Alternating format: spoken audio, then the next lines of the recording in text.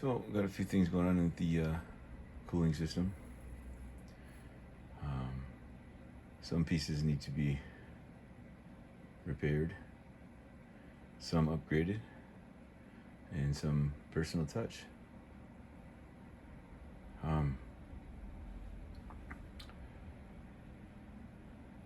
The thermostat housing for the OEM, plastic, of course.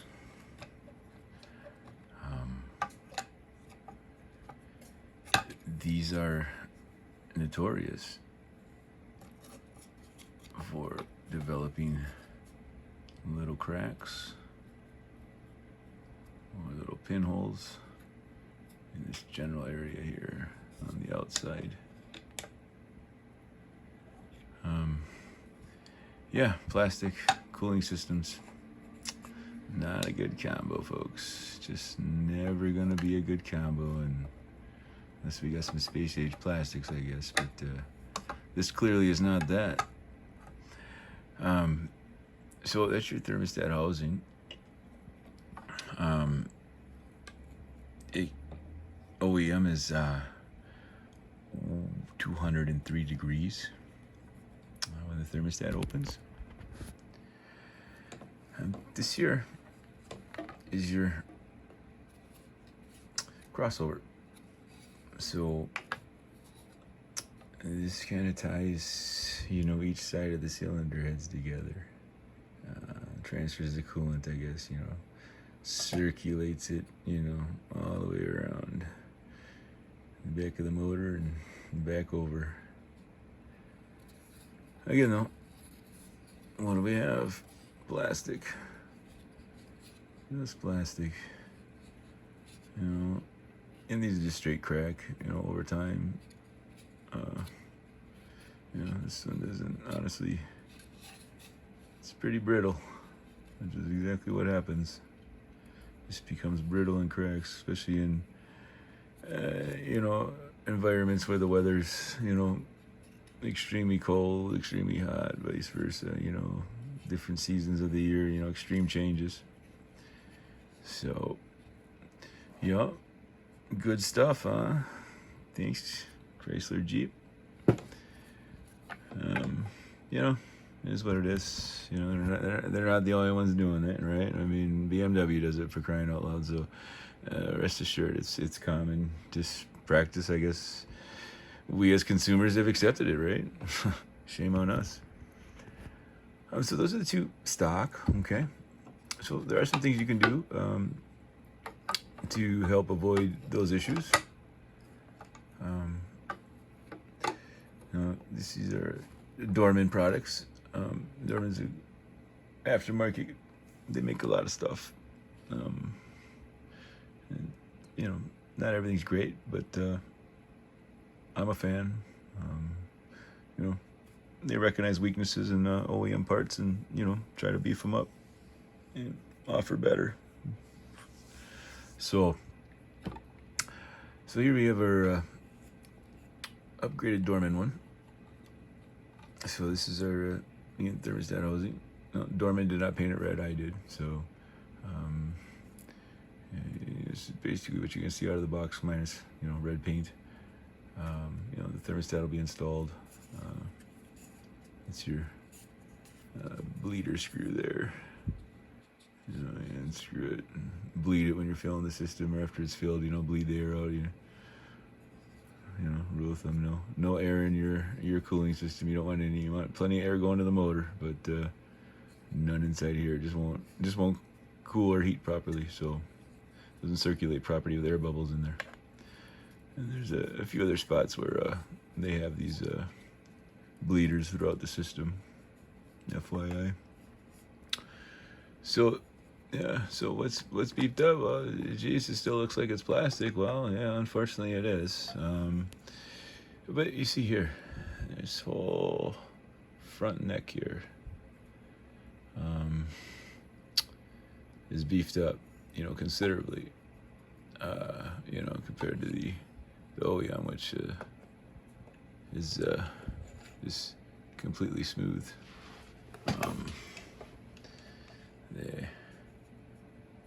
of that. So hopefully, over some time, this does its job. I just plastic in general again has a lifespan when it's heated and cooled. So, fingers crossed on this guy that I'm not back in there. Also did put in. Again, it does come installed. You just tension set there, you just push down, and obviously can't do it with one hand, but twist in and locks into place. It does come with a 203 degree, just like stock OEM.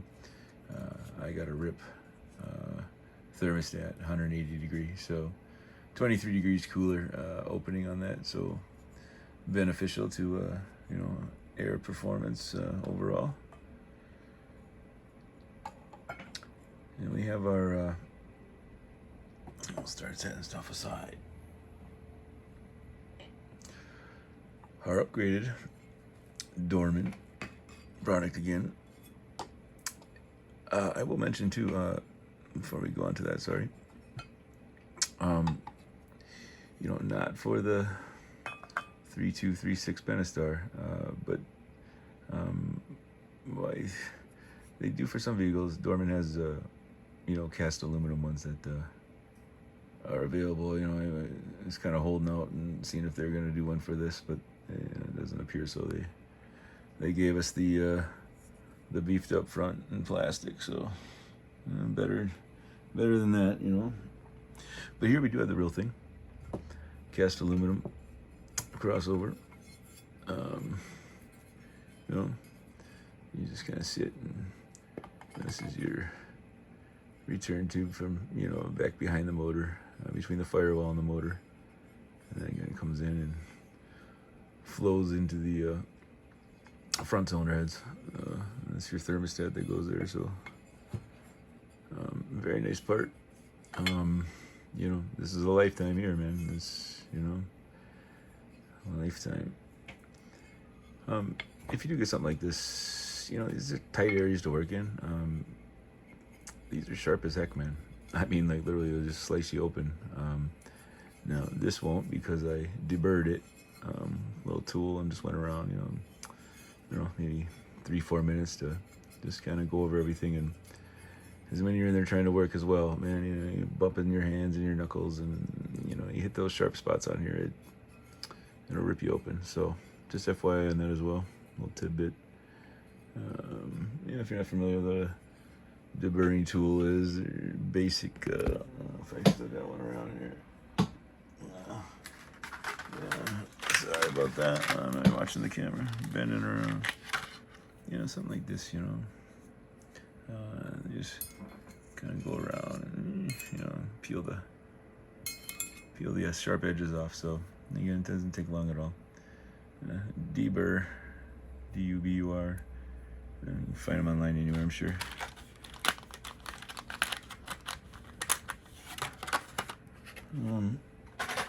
So that's that. On the recirculator crossover there. Move a few things around. Yeah, that's nice, man. No problems. I keep going backwards here, but hey, details are details. That's what we want. You gotta literally take your motor mount off for this. So, just FYI. Another tidbit on here, man. Your serpentine belt, if you don't know, you have to take your lower radiator hose off to get it off. So you're gonna lose coolant. It's gonna be messy. I drained everything completely, flushed it out with. We'll get to that. Yeah. So beware. So where I'm going with that is, if you're doing, if you got a leaky thermostat housing, if you have an issue, even if you're just replacing your thermostat, if that's an issue, take advantage and do your serpentine belt, man. No questions asked. And if you're doing your serpentine belt, boy, you might as well take a look at these components. I tell you that for sure. And I would just replace them. You get the better ones in there, and you don't want to be tearing it back down. That's for sure. It is some work. I had to bring that big beast in just because I cleaned it up a bit, man. You know, that whole big old motor mount, man. And that housing, you know, is sitting behind this thing. You can probably even maybe make a little mock-up here. I'll just give you a general idea of where this thing is located. Yeah, you know, kind of sits like that. Right behind that bed boy. Yeah. And you can't get to it. No, sir. No way. So, yeah. That's that.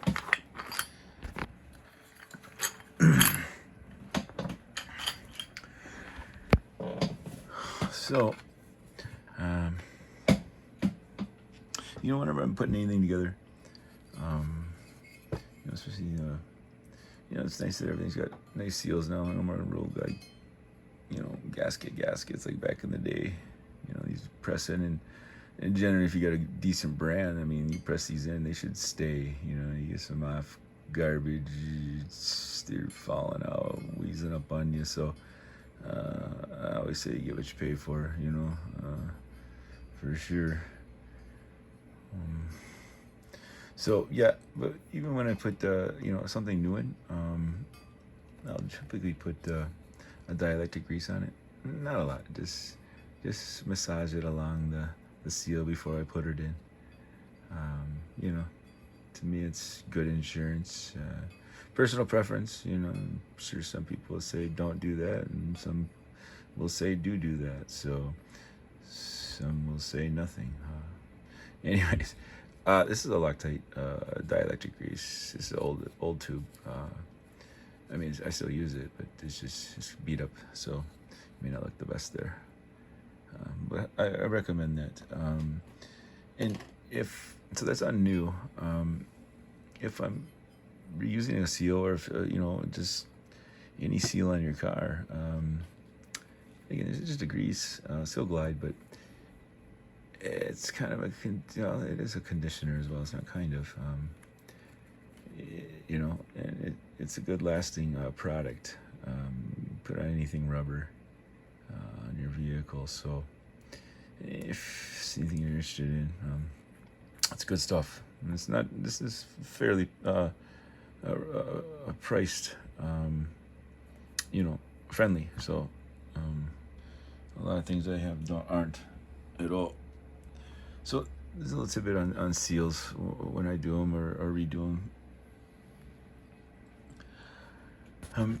So I'm a liquid moly guy. I got a lot of liquid moly product. I used to use their oil as well. I still use a ton of their products, but not the oil itself anymore. But that's another tidbit. So because we're doing so many things on this vehicle, you know, I didn't put this in before we drained, but because I already had other things apart, like I said, I flushed it out good, and I'll still do this once it's together. I'm gonna fill it with water, distilled water. You should always use distilled water if you're using any water in your cooling system. And I will run this through, you know, the recommended process, and then drain it again, and you know, refill it with distilled, run it for a while, drain it again, you know, to make sure everything looks good. I already again flushed a lot out today. Looked reasonably fine, you know, but this is gonna attack some of the corrosion and whatnot, and you know, definitely, as we saw in the crossover housing, there's no shortage of corrosion going on, so no shortage. By the way, I got 70 rounds on this 3.2 liter Pentastar, so you know, nothing major. 70,000 miles, man. That's, and in all honesty, a lot's been done to this thing, you know, if you think about it, in general. So yeah, liquid moly radiator cleaner. Again, I've used this on several vehicles that I've had, and yeah, I should say too, I mean, I'll talk about a lot of products, but these are personal preference products. Nobody gives me anything. I spend all my own money. You know, you just throwing stuff out there for folks to, to see what's out there. So what's going to happen then is when I do refill, I'm going to refill with Super Cool Water Wetter.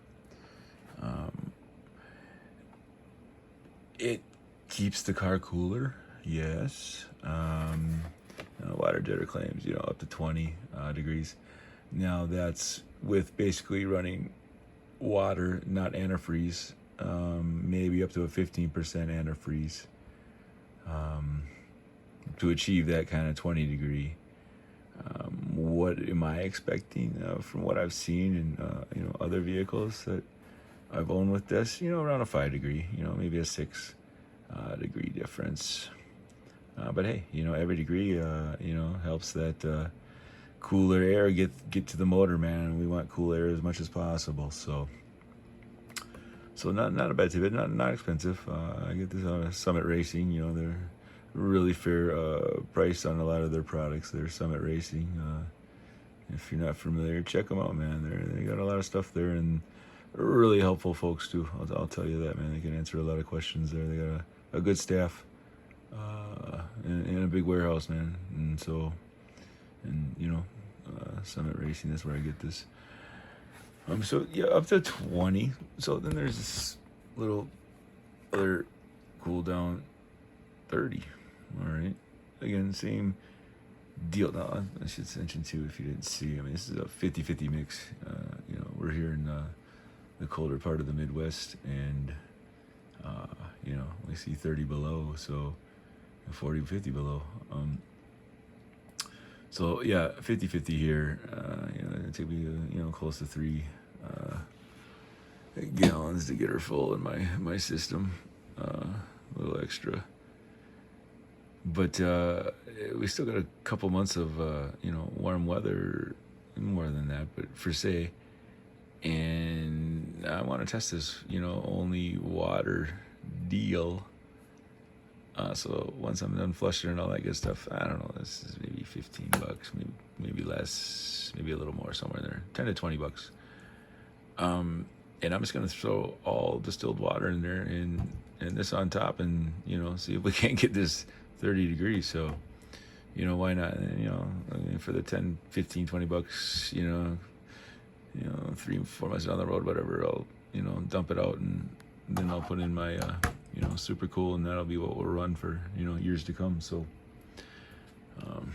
yeah, Super Cool water wetter. And it's not because I've always been curious. I've never just run the water and tested the product that way to see if we can achieve those kind of numbers. It's an interesting number. Those are big numbers, man, from just changing coolant to that. I don't know.